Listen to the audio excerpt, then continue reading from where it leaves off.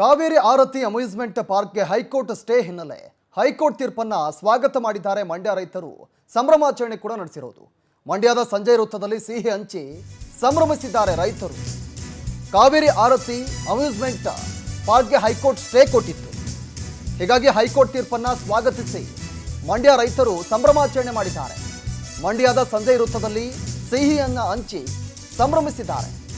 ರೈತ ವಿರೋಧಿ ನಾಡ ವಿರೋಧಿ ಅಮ್ಯೂಸ್ಮೆಂಟ್ ಪಾರ್ಕ್ ತೊಲಗಬೇಕು, ಕಾವೇರಿ ಆರತಿ ನಿಲ್ಲಿಸಿ ಅಂತ ರಾಜ್ಯ ಸರ್ಕಾರದ ವಿರುದ್ಧ ರೈತರು ಆಕ್ರೋಶವನ್ನು ಬರಹಾಕಿದ್ರು. ರಾಜ್ಯ ಸರ್ಕಾರ ತನ್ನ ನಿಲುವನ್ನು ಬಿಟ್ಟು ರೈತರ ಪರ ನಿಲ್ಲಲಿ ಅಂತ ಕಿಡಿಕಾರಿದ್ರು. ಸ್ಟೇ ನೀಡಿ ಹೈಕೋರ್ಟ್ ರಾಜ್ಯ ಸರ್ಕಾರದ ಕಪಾಳಕ್ಕೆ ಬಾರಿಸಿದೆ. ಈಗ ಬಾಗಿನ ಅರ್ಪಣೆ ವೇಳೆ ಸಿಎಂ ಯೋಜನೆ ಕೈಬಿಡುವ ಘೋಷಣೆಯನ್ನು ಕೂಡ ಮಾಡಬೇಕು, ಇಲ್ಲದಿದ್ದರೆ ಮಂಡ್ಯ ಜನರು ತಕ್ಕ ಉತ್ತರವನ್ನು ಕೊಡ್ತಾರೆ ಅಂತ ಆ ಭಾಗದ ರೈತರು ಎಚ್ಚರಿಕೆ ಕೊಟ್ಟಿದ್ದಾರೆ. ಪ್ರತಿಭಟನೆಯಲ್ಲಿ ರೈತ ಮುಖಂಡ ಶಿವಳ್ಳಿ ಚಂದ್ರಶೇಖರ್ ಹಲವರು ರೈತರು ಕೂಡ ಭಾಗಿಯಾಗಿದ್ರು. ಒಂದು ಕಾವೇರಿ ಆರತಿ ಮತ್ತು ಅಮ್ಯೂಸ್ಮೆಂಟ್ ಪಾರ್ಕ್ಗೆ ಹೈಕೋರ್ಟ್ ಈಗ ಸ್ಟೇಯನ್ನು ಕೊಟ್ಟಿರೋದು, ಒಂದ್ ಕಡೆ ಸರ್ಕಾರಕ್ಕೆ ಭಾರಿ ಮುಖಭಂಗ ಆಗಿರೋದು. ರೈತರು ಸಂಭ್ರಮಾಚರಣೆ ಮಾಡಿ ಸಿಹಿಯನ್ನು ಹಂಚಿ ದೊಡ್ಡ ಮಟ್ಟದಲ್ಲಿ ಸಂಭ್ರಮಾಚರಣೆ ಮಾಡಿದ್ದಾರೆ. ಕಾವೇರಿ ಆರತಿಯನ್ನು ನಿಲ್ಲಿಸಿ ಅಂತ ರಾಜ್ಯ ಸರ್ಕಾರದ ವಿರುದ್ಧ ಘೋಷಣೆಯನ್ನು ಕೂಗಿದ್ದಾರೆ.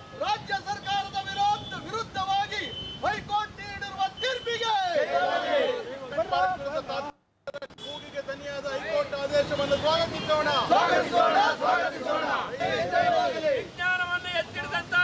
ವಿಚಾರವಾಗಿ ಇಂದು ಹೈಕೋರ್ಟ್ ತಡೆಯಾಜ್ಞೆ ಮಾಡದೆ ಆ ವಿಚಾರವಾಗಿ ನಮ್ಮ ಪ್ರಗತಿಪರ ಇದಕ್ಕೆ ನಾವು ಸಿಹಿ ತಿನಿಸುವುದರ ಮುಖಾಂತರ ಸ್ವಾಗತಿಸುತ್ತೇವೆ.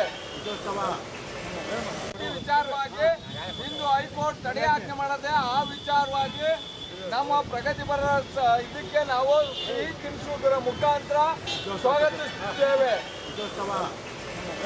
ಈ ವಿಚಾರವಾಗಿ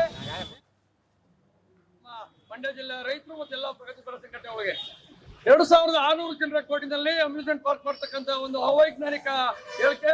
93 ಕೋಟಿ ಅಂತೇಳಿ 100 ಕೋಟಿ ಒಂದು ಪ್ರಾಜೆಕ್ಟ್ ಇಟ್ಕೊಂಡು ಅದನ್ನ ಏನು ಕಾವೇರಿ ಆರತಿ ಅಂತೇಳಿ ಗಂಗಾ ಆರತಿ ಮಾದರಿನಲ್ಲಿ ಕಾವೇರಿ ಆರತಿ ಮಾಡಿ ಮಂಡ್ಯ ಜಿಲ್ಲೆ ಜನಕ್ಕೆ ಮಣ್ಣು ಎರಚುವಂತ ಕೆಲಸ ಮಾಡ್ತಕ್ಕಂಥ ಕೇಂದ್ರ ರಾಜ್ಯ ಸರ್ಕಾರ, ಈ ರಾಜ್ಯ ಸರ್ಕಾರ ಕಾಂಗ್ರೆಸ್ ಸರ್ಕಾರ ಇದೆಯಲ್ಲ, ಇದು ಏನ್ ಮಾಡಿದ್ರು?